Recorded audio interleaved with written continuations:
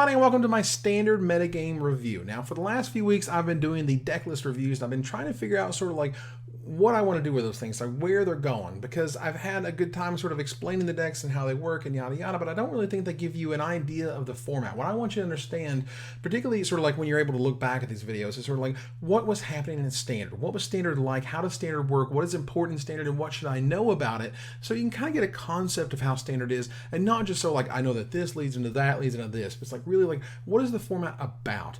And to kick this off, I want to talk about this past weekend's events. That's the standard Portland Open that was standard, GP Sao Paulo and GP Toronto. All of those are standard events, a bunch of data, a bunch of players, and you're really able to see that Den Protector and Deathmiss Raptor are completely running in this format right now. I mean, between the Konzatar Kirtheros block standard before Magic Origins hits, Den Protector was in a full half, 16 of the top 32 lists at the Portland Open. It was in 6 of the top 8 at GP Toronto, and when you add in Deathmiss Raptor, you see a playset of each of those in Sultai Reanimator by the winner, Christopher Morris Lind, a playset of each in Mono Green Aggro, 3 Deathmiss and 4 Den Protector in Matt Osborne Koch's 9th place deck. At the GP Toronto top 8, it gets even more absurd because you have a playset of each in Bant Megamorph, a playset of each in Green White Collected Company, a playset of each in Obzon Megamorph, and a playset of each in Bant Megamorph.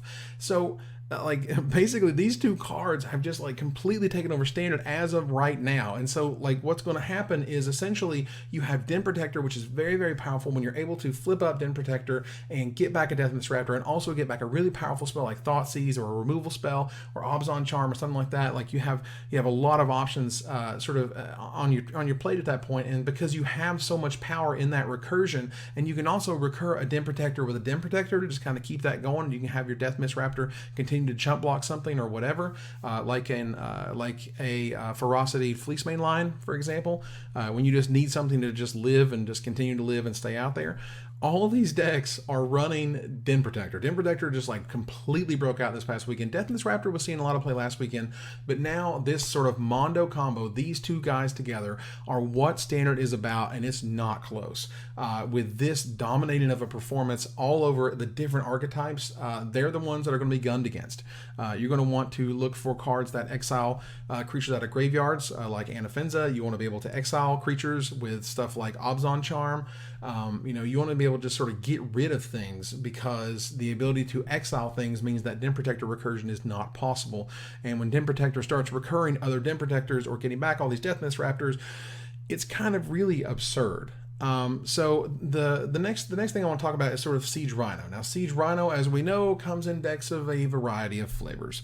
You have Siege Rhino Aggro, which is the Obzon Aggro. This is Fleece Mainline, Roxasha Death Dealer, Anafenza, Bramaz, Warden of the First Tree, Wingmate Rock. Excuse me.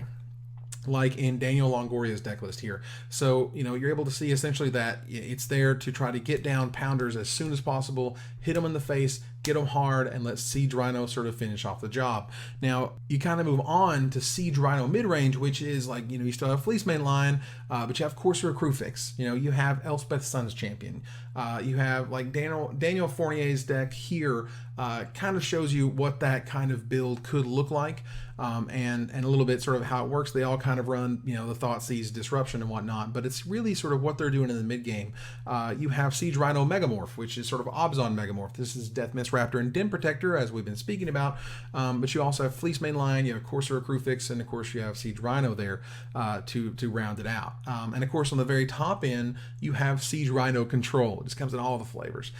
You have Den Protector / Deathmiss Raptor, as you do, to provide that long game recursion. You have Courser Crewfix, you have Tasker the Golden Fang, and between, and there's some sort of like, there's kind of all this melding. As you can tell, I've said some of the cards multiple times, because like mid-range to Megamorph to Control, it's really sort of what your end game is looking like, how much removal you're running, how much card draw you're running, how many Obzon Charms you're running, all this stuff that sort of kind of turns into what those decks are actually doing. But beyond the Siege Rhino decks, and there's just tons of Siege Rhino decks, the card is so incredibly powerful, it just builds all of its own archetypes. You have the Ojutai decks. Ojutai is the Jeskai Dragon Lord. It is absolutely crazy powerful. One of those cards that on turn 5, it's about the most powerful thing you can be doing, particularly in blue-white right now. It is in 3 of the top 8 at GP Sao Paulo, including the winner from Paulo Vitor. Congratulations, PBDDR, because it's great to see you doing well again. Ojutai Jutai, Silumgar, and Silumgar the Drifting Death all combine into the Esper Dragons decks. And this is just basically you have removal spells, sweepers, and counter spells. You want to disrupt your opponent with all the counters and the sweepers. You want to play Dragon Lord Jutai. You want to be able to protect it. You want to draw a bunch of cards and kill all of their things that matter while your dragons completely smash them. And that's pretty much the game plan for these decks. But, Dragon Lord Jutai in and of itself is very, very powerful. It has absolutely shot to the top of the standard charts.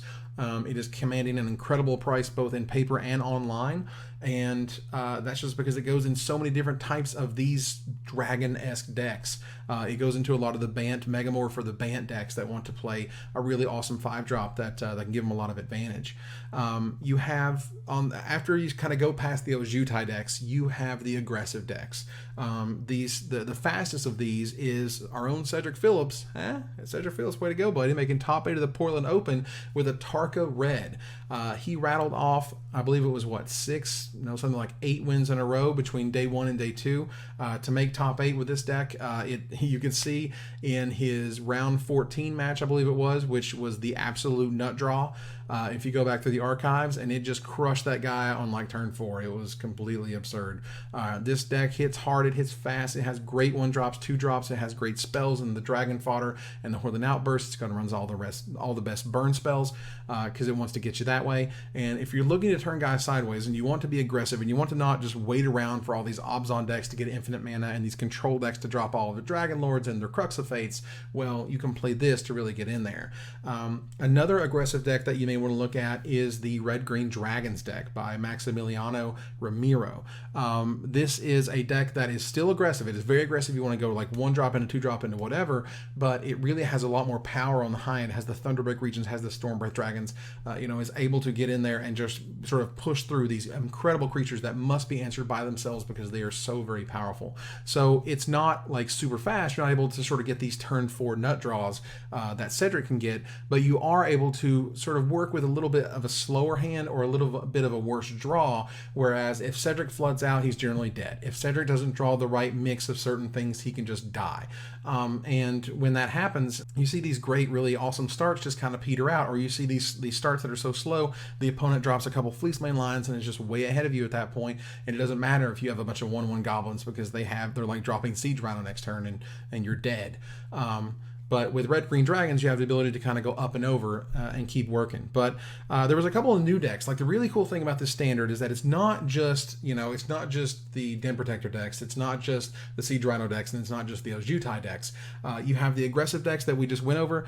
You have this really cool blue-green sort of mono-blue collected company deck. And it's always funny because, you run all of these colors of this one colors, all these cards of blue, just all these blue cards, and then 4 collected company because that card is completely ridiculous.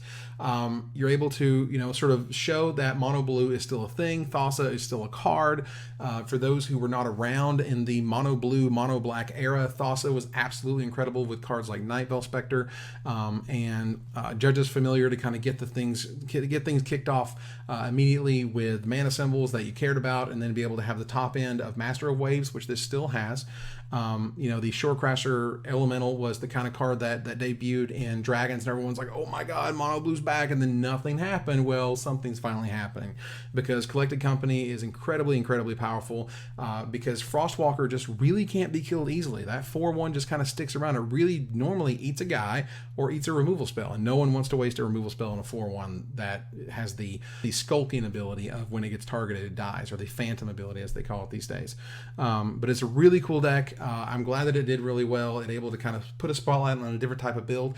And again, show you that it's not all the same thing. It's not all these Siege Rhino decks or all these Den Protector decks. You can do something really cool and really different, which I like a lot. The Mono Green Aggro by Stephen Gardner.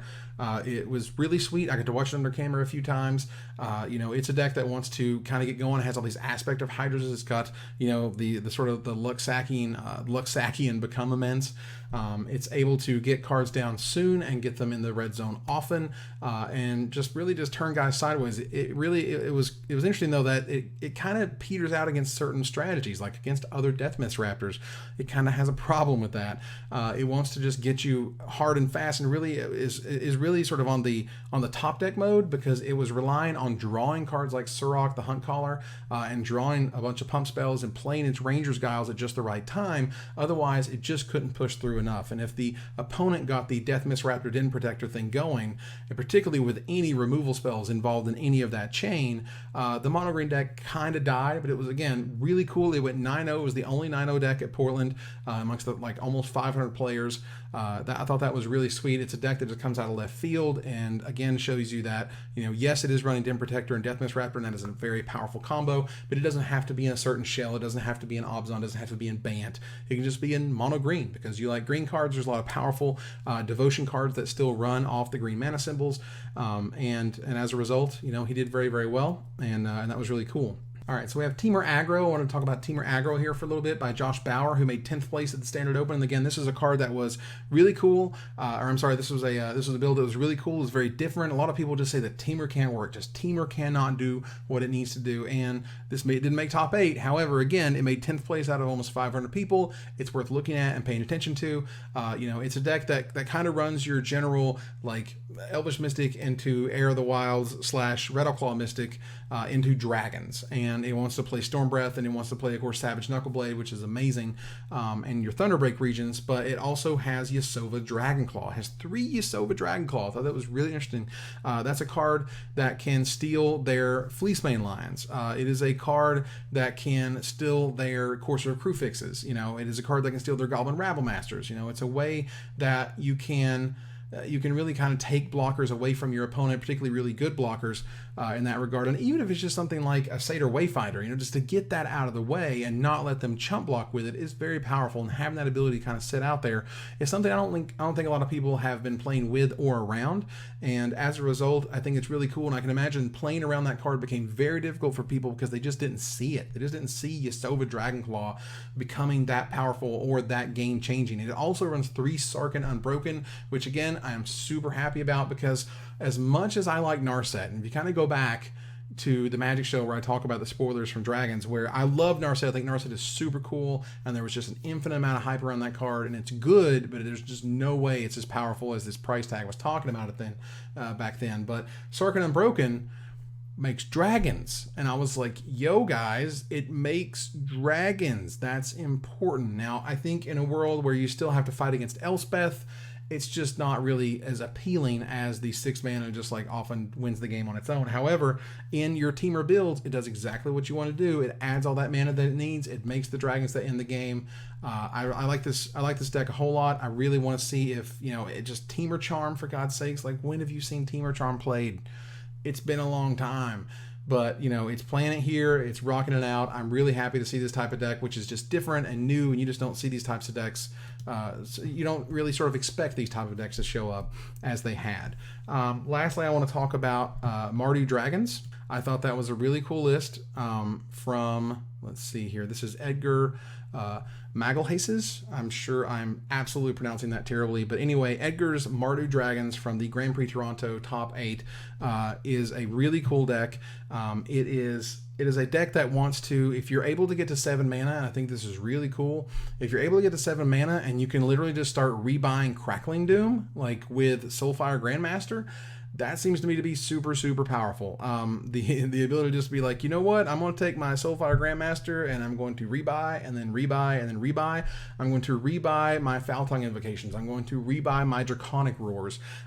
It's really about, just kind of being able to put the pressure on. But if you have these amazing removal spells, because remember, Crackling Doom is amazing against those Jutai decks. It's amazing against those Jutai Dragon Lord. It doesn't target, and you're almost always going to hit the Dragon Lord because it has the highest power. But being able to play Crackling Doom, beyond with Foul Tongue Invocation, two sacrifice creature effects that don't target, is very powerful. Kolagon's Command has always been underestimated in terms of what it can do, but it is very powerful. It's not the most powerful, I feel, but because that's Dromoka's command and it's not close, but they push Kolagon's command. If this card was 2 mana, it would probably be just absolutely, completely bonkers nuts, but it's good at 3 mana, very good. But the ability to play Kolagon the Storm's Fury, which is the 5 mana Kolagon from Fate Reforged, which has haste, which is able to dash in there, which is able to get around the sorcery speed removal that a lot of people are running, the ability to disrupt people with Thoughtseize. I love the idea that, again, if you have 5 mana, you can rebuy a Thoughtseize. With Soulfire Grandmaster, there's a lot of really, really powerful stuff that you can do when you're in Mardu and you've got all these really powerful disrupting spells and removal spells. And I think Edgar really kind of showcased that a lot. In terms of what he was able to kind of bring to the table. And again, from a almost 1,700 person tournament to make top 8, that says a lot about his build and says a lot about the power of all these Mardu Dragon cards together when playing stuff like Haven the Spirit Dragon to get back your Kolagons or your Storm Breaths or your Thunderbreak Regents. To be able to put on the pressure and keep on that pressure is very, very important. So ultimately, again, I'm trying for these things to not be super long. I don't want to go in depth, like crazy in depth in everything that's happening in terms of interactions. What I want to show you just in these videos is essentially what is important in the metagame, what is doing well, why it's doing well, and how they kind of match up against each other. The Den Protector decks, depending on the build of them, can be Siege Rhino decks, or they can be the Bant decks, which are good because they have access to things like Ojutai, which flies over a Siege Rhino, which is important. The Ojutai decks, the Esper Dragon decks, are very powerful, and they have a great in game, but they can get ran over by the aggressive decks, which is the Atarka Reds of the world and the Red Green Dragons of the world. And then of course you have all these other decks kind of out of left field that can just surprise everyone and just be like, I have no idea what you're playing, but there's enough really cool, powerful interactions in Standard that we have a format that is alive, that is really kicking. And I think Wizards again needs to have like a pat on the back. Like, this is one of the best Standard formats I've seen in a long, long time. It's not just there's an obvious best deck. I've lived in the world of Caw-Blade, I've lived in the world of Valakut, I've lived in older worlds where it doesn't matter what it is you're doing. The best deck exists, and either you're playing with it or you're playing against it. And these days you have so many different options that attack each other in so many different ways. You should pick the type of play that you like. You should pick the type of interactions that you enjoy, and you should practice those and figure out how they interact with those other decks, and be able to figure out how do you and always keep these things in mind in terms of like, can I defeat Den Protector and Death Mist Raptor? Do I have an answer to that combo? Do I have an answer to that loop? Can I beat Dragon Lord Ojutai and all of his buddies? Can I beat the Bant Megamorph versions that have the Death Mist Raptors and the Den Protectors? Can I beat Siege Rhino? I have to be able to beat Siege Rhino. If you can't beat these 3 big tenets of the format, don't even worry about the blue-green collected companies and the Atarka Reds, which are really kind of the outliers to the format. These 3 huge tiers that at this point have absolutely shot to the top are the ones you need to be worried about. And so Den Protector, Siege Rhino, Ojutai. Figure out how your deck attacks them. That's what Standards is about this week. Thank you guys very much for watching. If you like my stuff, click subscribe to me. Thank you very much. You can follow me on Twitter and like me on Facebook. And until next time, Magic players, this is Evan Irwin, tapping the cards so you don't have to.